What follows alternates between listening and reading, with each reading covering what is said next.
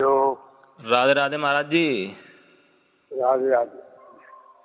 और कैसे हो महाराज जी? बढ़िया हो? बढ़िया। महाराज जी, योगेंद्र जी शास्त्री जी को मंच पे बैठ के आपने बड़ा अपमानित किया है, ये क्या बात है ये? बात ये हो गई बेटा, हाँ जो बोला कि 10,000 रुपए दे दो, हाँ। हम कथा में संग रहे हैं स्वामी जी, हमने 10,000 दे दिए इनको। अच्छा अच्छा। पैसा लेके चलाया, सुई दुबकी लगाइयो ना तो फोन जाने उठाओ हम्म। और न खुद किया। अगर तेरी कथा में मिल गई तो तू फोन कर दे दो गुरु जी, किसी और साथी को ले लो। बिल्कुल। अब हमारी कथा आ गई। हाँ बिल्कुल सत्य बात है। तो झटका लगा दिया ना, झटका लगा दिया। हाँ तो ये बदतमीज देनी चाहिए इसको। तो महाराज जी, मंच पे बैठ के अपमानित करना ये ठीक नहीं होता है, पीछे कह लेते तो अच्छा रहता। और हम सारे समाज में अपमानित हो तो वो ठीक है।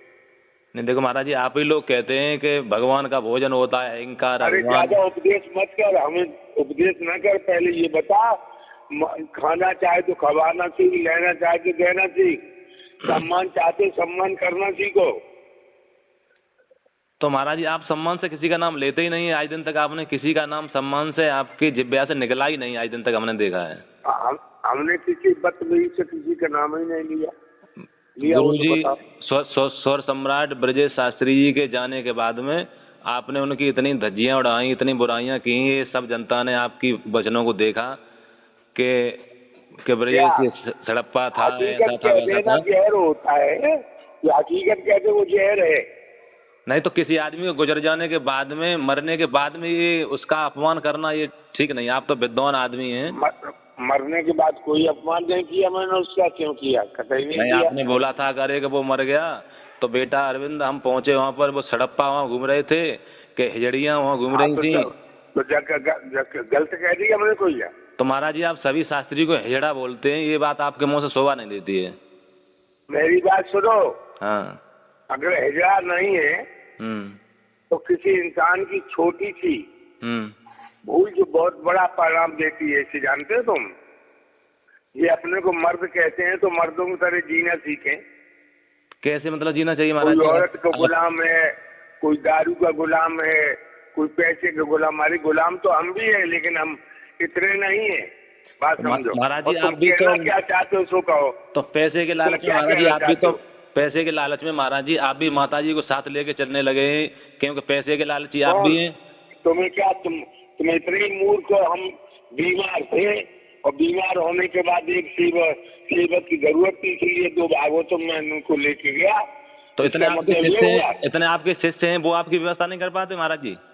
कोई नहीं, कोई साला यहाँ खड़ा नहीं होने वाला, कोई जगह खड़ा होने वाला नहीं। तो महाराज जी देखो, पैसे के गुलाम तो आप भी हैं। देखो अरे नहीं, पैसे गुलाम इतना नहीं हुआ जाता है।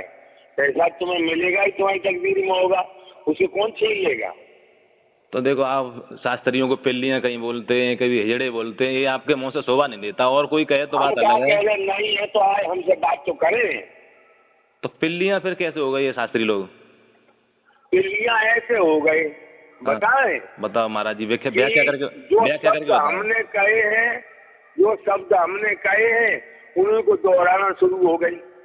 कुछ अपने पास से भी तो अनुभव लाके लाओ, कुछ अपने पास से भी तो देखो। तो आपने भी महाराज जी, आपने भी लिखा हुआ शिवराम जी का, आपने भी जी लेख कभी उनका लिखा हुआ आपने भी बोला है। स्वामी शिवराम की कथा में मैंने अपने शब्द जोड़े, अपने शब्द न जोड़ते तो कथा उतनी हिट नहीं बैठती। अपने शब्द जोड़े हैं। या स्वामी शिवराम की किसी कथा में हमने अपना नाम लिया हो, जो मेरा लिखा हुआ है, तो हमें जराए। महाराज जी, एक चीज की हमें केवल व्याख्या और बता दो। आप बार बार ये कहते हैं कि मैं तीसरा शास्त्र भी पढ़ रहा हूँ, शास्त्र तीसरा मीमांसा कितना बड़ा है? आपको कई 10 साल कहते कहते ये बात हो गई कि तीसरा शास्त्र पढ़ रहा हूँ, सो कितना लंबा हो गया अभी तक आपने नहीं पढ़ पाया? इतना लंबा है कि एक अध्याय भी पढ़ रहो सारी जिंदगी गुजर जाएगी। अरे महाराज जी, सारी जिंदगी, समझे? और बकवास करने के लिए भाड़ो नटों की तरह से कहूँ भोंकत फिरो, उससे क्या होता है? अब देखिए थोड़े ही समय में एक शास्त्र को क्या समझते हो तुम?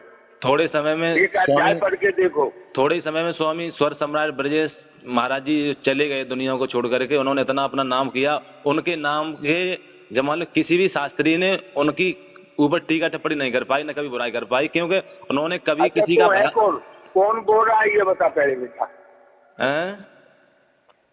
देखो उन्होंने किसी भी शास्त्री का असभ्यता से नाम कभी नहीं लिया। बोल रहा है ये बता मेरे लाल।